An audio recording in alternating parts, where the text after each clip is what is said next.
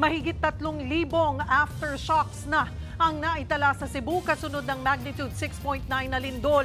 Umakyat na rin sa 72 ang mga namatay. Kabilang na riyan ang mag-inang natagpuan pang makayakap sa guho. At live mula sa epicenter ng lindol sa Bogo City, nasa frontline ng balitang yan ang ating News 5 Visayas correspondent John Aroa. John, ano na ang update dyan? Cheryl, Julius, ay terminated na ang sinasagawang search and rescue operation, pero nagpapatuloy pa rin ang retrieval operation dahil may dalawang nawawala pa na matapos matabunan ng gumuhong isa sa mga pension house dito sa Bogo City. Magkayakap ang bangkay ng mag-ina nang matunto ng mga rescuer mula sa gumuhong pension house sa Bogo City, Cebu. Unang na-retrieve ang katawan ng 4 taong gulang na batang lalaki. Sunod na nakuha ang kanyang 35 anyos na ina. Isinilid sa body bag ang mag-ina, isinakay sa ambulansya saka dinala sa ospital ng Bogo. Andito po tayo ngayon sa Cebu Provincial Hospital sa Bogo City.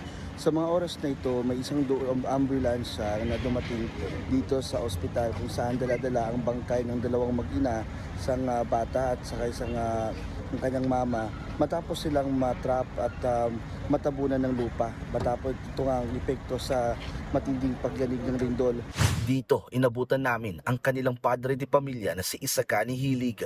Sakit kasi na sir nga murni ko kadawa sa nahitabo to sir kay kung nakibaw pa lang ta nga murni mitabo dili ni ko patuon ako adto na sa balay yung saman nga mamagi ko sa gitasan gud nga ano takibaw sa kapalaran gud. Kwento niya, isinama ng asawa ang anak nang pumasok ito sa trabaho bilang kasambahay at caretaker. Sinubukan pa rin ni Isagani tawagan ng kanyang misis pero walang sumagot. Hindi rin niya agad napuntahan ng misis dahil sa mga sirang kalsada. Kung asa mala karon wala. Ang may lang ilang taong pag-adto daw. Gabayan tala sinitasad nga mato sila ha. Sama na ko, di mo kapuggan. Tawar mo tagod. Kung kapuggan pa na ko, kung diligod. Tumulong na ang mga K9 unit sa search and rescue retrieval operations. Inuna nila ang gumuhong apartil sa May Mansueto Street sa Barangay Lourdes. Binisita naman ni Pangulong Bongbong Marcos ang Barangay Pulang Bato kung saan ang housing village ng mga Yolanda survivor. 2 pamilya o 7 individual ang nasawi, kabilang ang isang buntis at 4 na bata. Gumuho kasi ang semento ng kanilang bahay ng dahil sa lindol. Ayon sa mga rescuer, ang isang ina isinangga ang sariling katawan sa nahulog na kisame na semento para mailigtas lang ang 2 anak. Pero pare-parehas silang nasawi. Nagkalat naman ang mga tsinelas, sapatos at laruan sa lugar. Yan daw ang bakas ng lindol.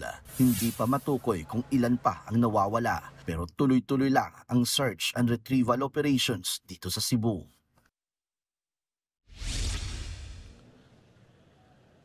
Julius at Cheryl, yung dalawang mga missing ngayon ay napag-alaman natin na naka-check-in doon sa mismong pension house kung saan din natagpuan yung mag-ina at pawang mga turista at guest itong missing ngayon na hanggang ngayon ay pinaghahanapan ng mga rescuer.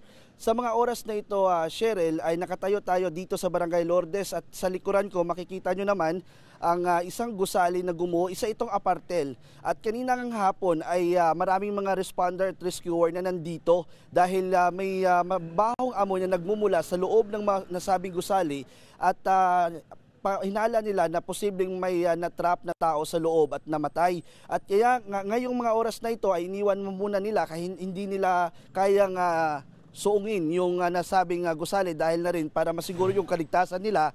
At ngayon nga habang tayo ay nagbabalita ay biglang sumabog itong poste na sa gilid natin na kinatatayuan natin, so hindi pa talaga stable yung mga linya ng kuryente at poste ng kuryente dito sa Bogo City. So ngayon Cheryl ay anumang oras ay pupunta dito yung iba pang additional responder para magpadala ng mga heavy equipment para gayon din ay i-demolish itong gusali at matiyak kung ano ba yung babahong amoy na nanggagaling sa loob ng nasabing gusali. At yan muna ang latest, Cheryl at Julius, mula dito sa Bogo City. Maraming salamat at mag-iingat kayo dyan, John Aroa. Mga kapatid, Julius Babaw po. Para sa komprehensibo at makabuluhang balitaan at talakayan, mag-follow at mag-subscribe na sa social media pages ng News 5.